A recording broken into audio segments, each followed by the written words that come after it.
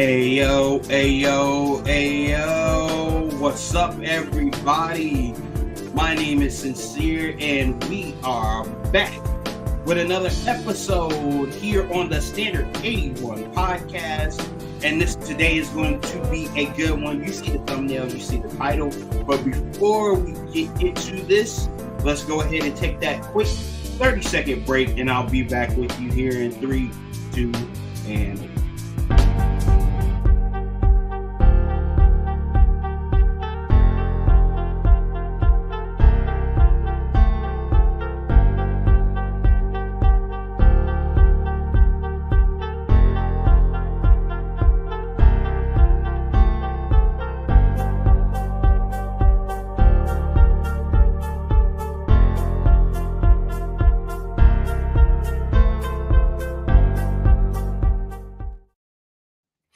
And we are back, ladies and gentlemen. You see the thumbnail. You see the title.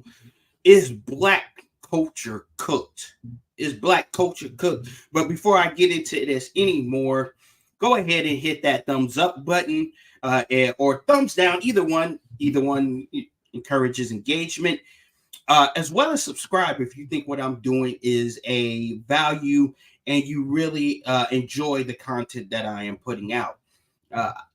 Now, mind you, I don't do any editing. I just like to do it live, straight up, no tricks, no gimmicks, just a bit of lighting. I need some better lighting, and I'm in the process of ordering some blackout curtains so that the lighting that I do have can reflect a little better until I can get some proper lighting that'll illuminate along with the sunlight. Anyways, didn't mean to go on that long tangent. Comment down below and as well share this with somebody you think needs it. Okay, so let's get into it. Is the Black culture cooked?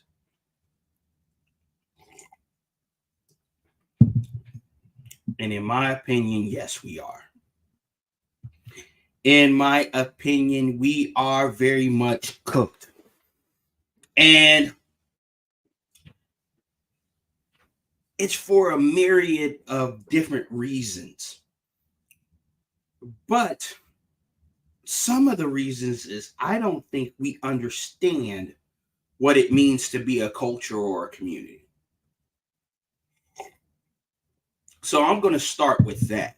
I don't think we understand what it means to be a culture or a community. I don't think we've grasped the concept of being a culture or being a community. So before I get into anything more, which I plan on giving you some statistics, some history, and some stuff that will hopefully open your eyes and enlighten you to some of the things that society and people have done to propagate what it is happening today within our culture, and see how the past and statistics show exactly what's going on. So let's look at this first. Let's look at what the word culture means, because you know I am big into definitions. So the word culture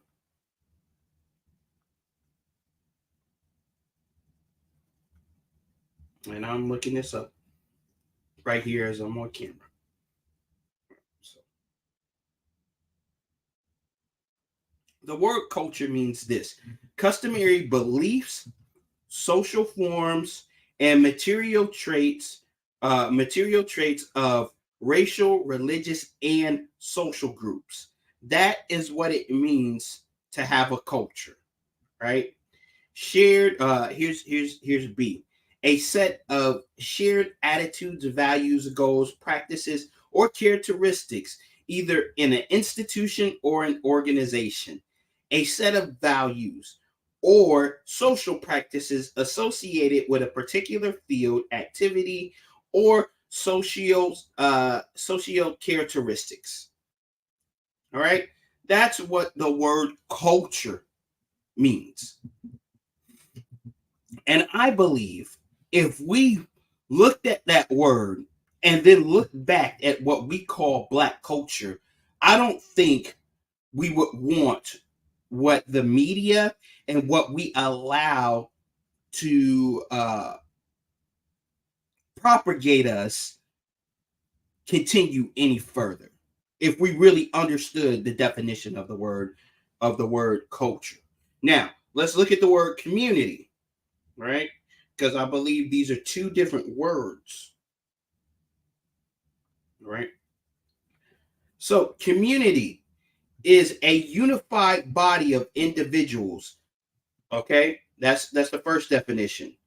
A people who have a common interest who live within a particular area. A group of people with common characteristics or interests living together in a larger society. All right. So those are that's the definition of community. Now, if you want to say we have a black community, yeah, sure, we do. But the culture of that community is cooked. Because if we want to take the literal definition of community, it is a group or a large body of people, according to the dictionary, that live with common interests. Well, see, here's the problem. I don't think we understand what our interests are. We take things that we like and things that catch our eyes, and we say, "Oh, this is black culture." This is because maybe a large amount of people seem to gravitate towards this.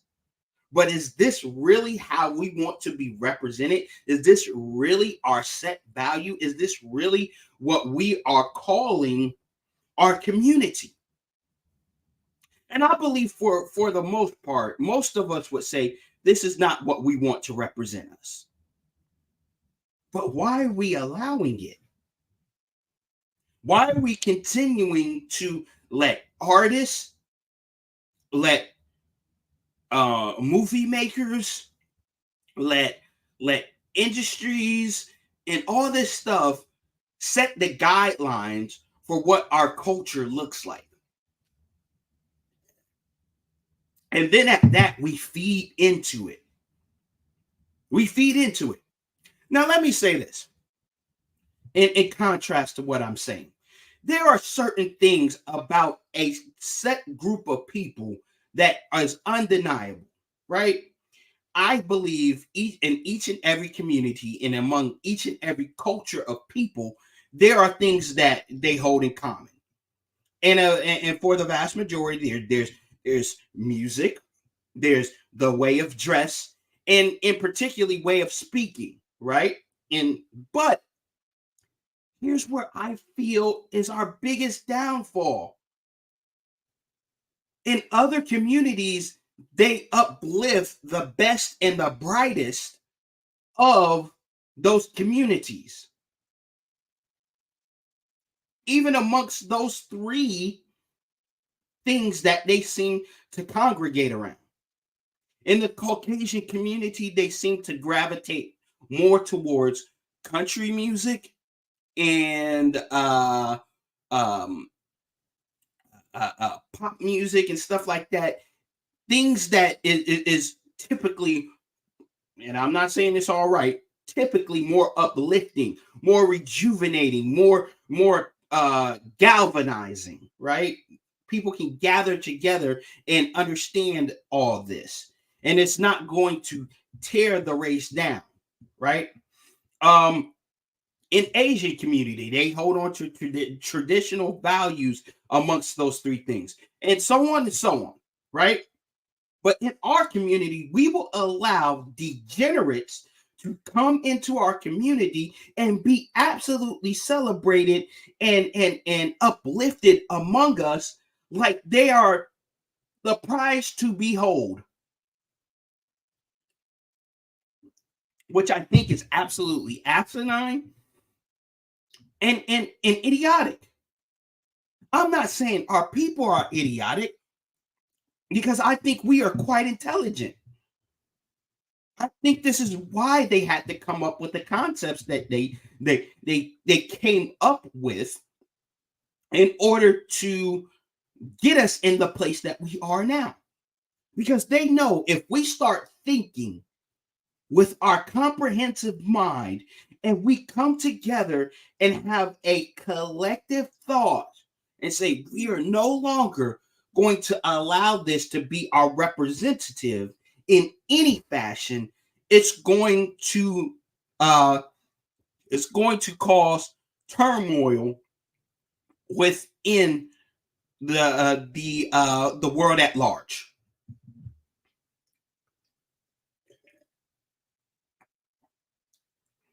Here's a more recent example, right? Why would Congresswoman or Vice President Harris start off her presidential rally with Meg the Stallion? I am not here to bash Meg the Stallion, and I am not here to call Vice President Harris a heretic or anything like that. I'm just saying, why, in order to appeal to our community, would she take the most ratchet of music sets and use that as a tool in order to appeal to our community? Because that's what she's been shown. That's what's been put out in front of her as our representative. And so she's like, this is what they like. This is who they are. Which to me is sad. That's not who we are. That's not what we're like. But because we allow the lowest of us to be our representatives and the people we applaud and uplift, this is what the media and other cultures think we are. This is why I say we're cooked. Because while we may say that's not who we are, we're not a monolith. Well, this is what we're allowing to represent us. This is what we're allowing to continue to dominate airwave charts and so on and so on. We're not causing people to try to make adjustments to their way of thinking about us. We're just letting them hold on to the stereotype and continue to push the same narrative that they've been pushing. So, how do you say sincere? How do you feel? How do you know that this is connected to the past? Well, let's look at slavery, right? And I've got this pulled up here. I've already shared the screen, but I've got this pulled up here. And I'm going to read some of this so you can see the text across the screen here with me. Right? So let me pull this up. Let me see if I can add the stage. Okay, perfect. So that you can see this here. And I'm going to read this off the website. All right. This is the Willie Lynch letter. And while I've never read this for myself, I heard a young lady on TikTok reading some of it, and wow, is this enlightening. I knew about Willie Lynch. And I knew about some of the things that he had said, but I never once read the letter for myself. And this is a 4-page document. So this is quite a long letter in which he breaks down in detail how to control us and the things that even to today are being used against us in order to separate and divide our community. So let's read this. It says, "Gentlemen, I greet you on the banks of the James River in the year of our Lord, blah blah blah blah blah." Let's get past this. All right, let's get down. "I have a powerful method of controlling black slaves. All right. I guarantee everyone that you install this, every one of you that install this correctly, will be able to control your slave for at least 300 years. Let me go back. Did you guys hear that? For at least 300 years. We are well past 300 years, and some of the stuff that he's about to detail in this particular document or in this particular letter is still stuff that is being used within our own culture today, or within our community today, in order to control us. And this time it's not even the slave owners. They're just, society in general is just using it. Let's continue to read this. Let me continue to read this. My method is simple. In any member of your family, I have outlined a number of differences among slaves, and if you take these differences and make these bigger, use fear. You can take these differences and make them bigger. Use fear. Number one, fear, distrust, envy for control purposes. I'm going to read that one more time. Use fear, distrust, envy, and envy for control purposes. And right before that, the stanza before that says, make these differences bigger. Bigger. Which is exactly what we have done as a community. We've made these inherited differences huge in our communities. Huge. Absolutely astoundingly big, when these should be minute details. And this was back in the time of slavery. See, if you go and look at this in the beginning of the letter, he says the discipline system and the intimidation system is not working. What it's going to cause is uprising. What it is going to cause is rebellion. What it is going to cause is them to come together. You do not want them to come together.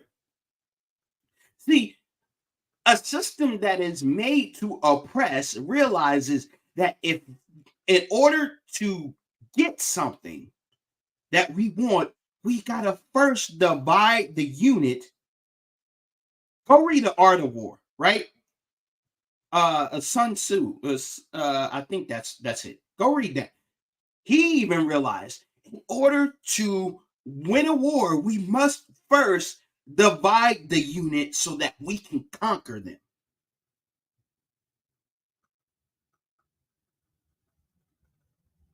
If they can divide us, they can conquer us. Let's read some more of this. Okay.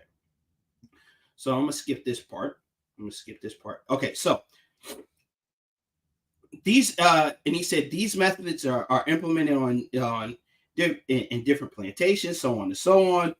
Here are a list of small differences starting at the top. Start with age. And I'm not here to say that none of these things exist in other communities, because they do. But these, like you said, make them bigger in the Black community. Start with age. Second, color. And then there is intelligence, size, sex, status, and attitude. Right? Which is the same stuff that we're doing today. Black women telling Black men, y'all don't measure up to us, and woo, and black men going against black women and all this other stuff. Age, sex. And if you go on to read the rest of this, which is wow, like some of the stuff in here. Dark skin versus light skin. Male versus female.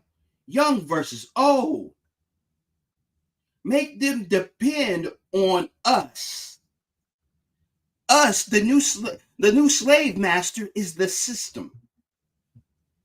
The new slave master is the system. It's no longer just a group of people, it's a system.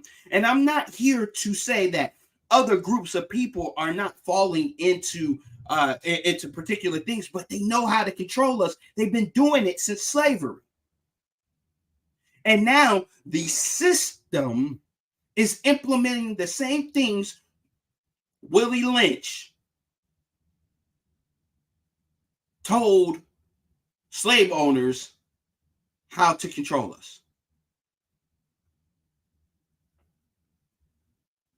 This is eye-opening and sad and appalling all at the same time.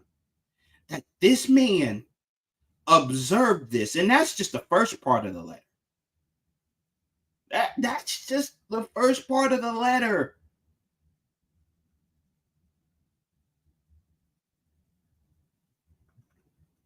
How this particular man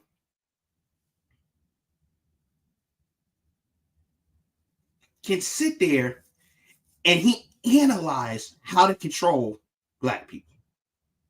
Until today, we are still doing the same thing, which is crazy. It's crazy to me because you would have figured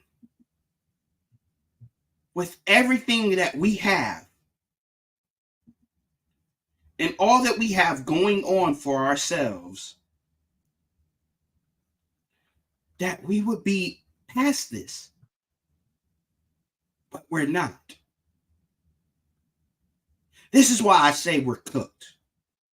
This is why I say but the question is, are we beyond saving? My thought is no. But I'll get back to that. I'm not going to go into that just yet. Let's look at blackdemographics.com, right? Statistics for black people about black people, right? Let's look at male stats. Well, actually, let's look at education stats, right?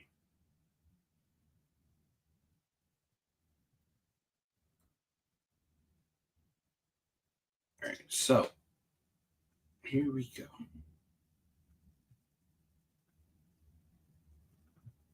So look at education stats about us. All right.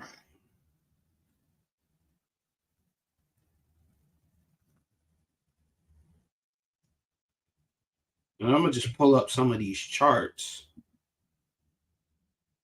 Look at this. Look at this. Now, some of this stuff probably needs to be updated. Look at this. But look at this. Some of this stuff probably needs to be updated. But let's look at this. Look at this. Look at this. Over 46% of us attend public schools in suburban communities and in cities. 30%. And then in the rural areas, some of them don't even attend. Private schools, so on and so on. I mean, this is crazy. To me, all this is crazy.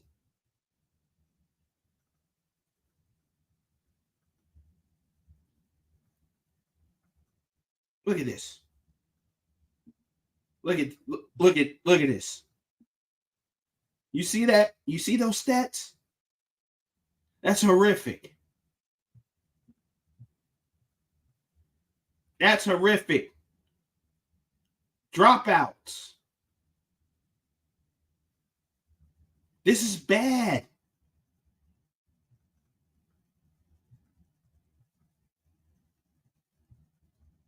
This is very bad.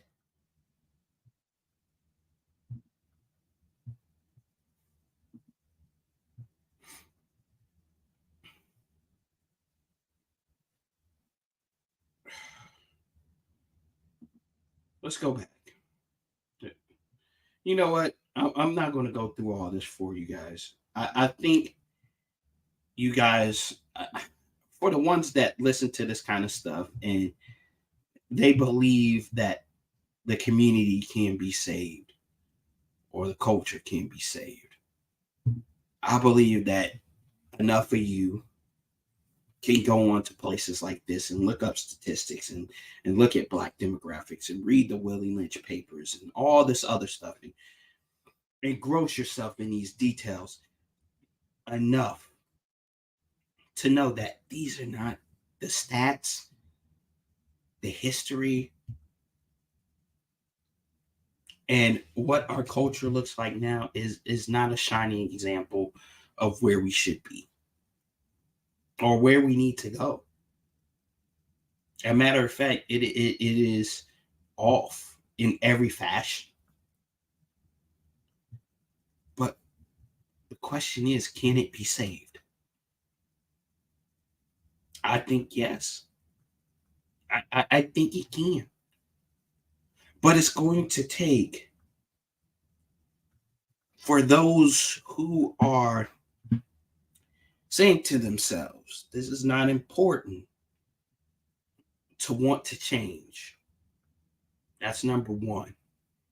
And number two, it's going to be to those of us, it's going to be up to those of us who already are in good positions in life to help educate those who are not.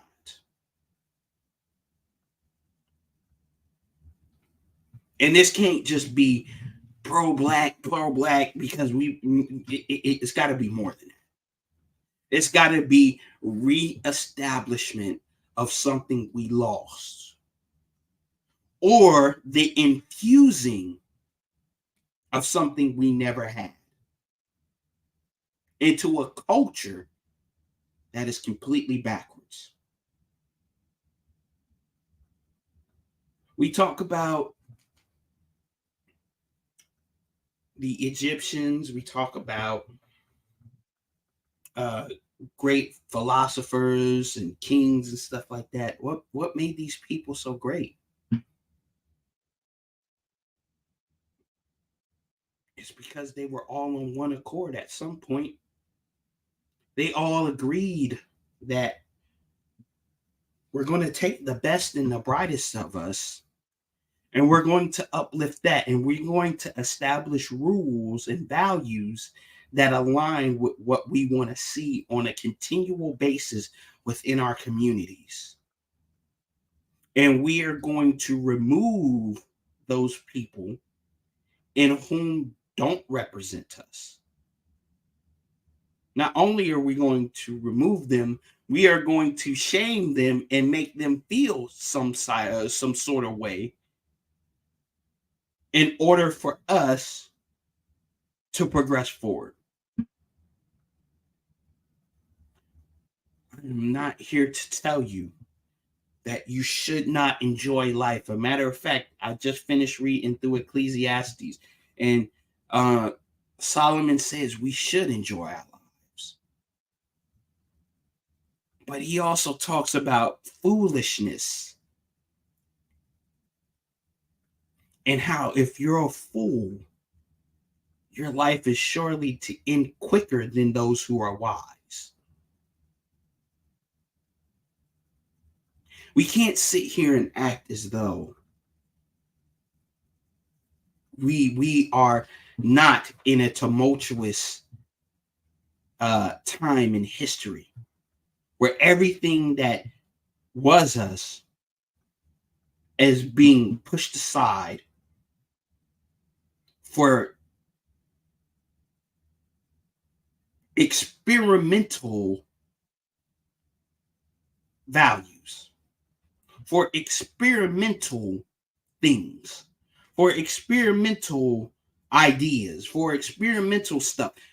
Because as much as we say it doesn't represent all of us, we are allowing it to represent all of us. I'm at fault too because sometimes I laugh at it. Sometimes I listen to it. And I used to say it doesn't affect me, but the reality it is it does. Because when I go into certain places and I got on my little hoodie, even if it says trust God and chill, they still look at me a certain way. They still perceive me a certain way until I prove them differently. That shouldn't have to be. But because we've allowed a certain image and a certain way of thinking to represent us, we're cooked. We don't value families. We don't value marriage. We don't even value children. And I'm about to wrap up with this. You say, Sincere, how do you say you don't value children? Young ladies want children, but they want children like they want baby dolls. I'll even say men want children like they want baby dolls. It's a check mark. It's something to accomplish, but we don't think of how we're going to raise that child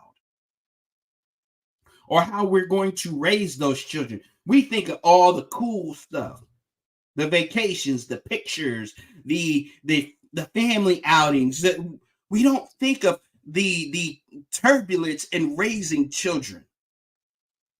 We think of all the rewards of it. We don't think about the sacrifices that we have to make. So our values are off.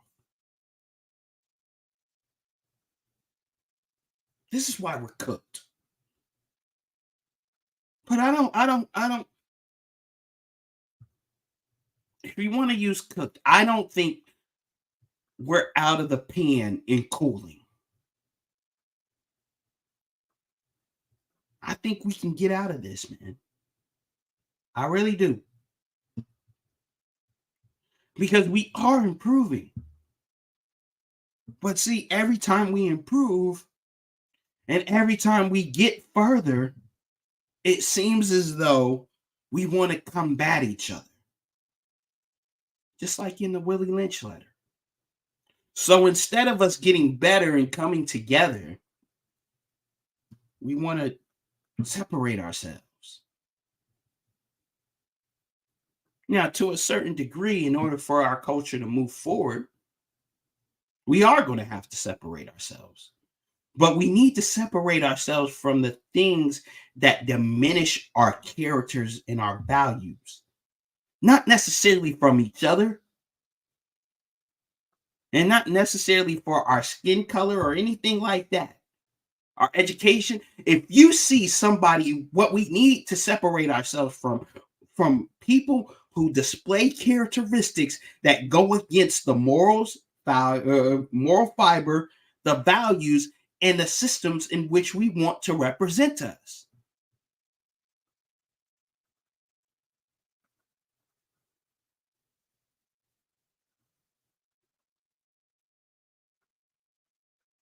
The movements of the past for our people that have struck a chord and made substantial changes in the life of our people have been those movements where they said we gonna move everything aside that doesn't represent us properly. We gonna push forward with the ideas and the concepts and the values of those people that are going to help us progress. And that's just what it is. I think that will help us get to a better level. I think that will help us get to the next plateau. I think that will help us get to the brand new horizon that we so badly want. I think that is what will build a community. I think in changing our culture will change the community. And that's all I really want to say. Anyways, guys, check out the Standard 81 podcast over there on TikTok. I got plenty of videos up, as well as check out the Instagram. Like I said, I'm going to be posting soon. And for those of you that want to know what I'm going to be posting, I have recently got into a new position as a director of youth. And I will be posting pictures concerning my new leadership role in that particular facility. Anyways, like, share, and subscribe. Comment down below. And if you're watching this after the stream has gone live, type second watch in the comments. I greatly appreciate it. And I will see you guys on the next one. God bless you all and have a great day. Peace.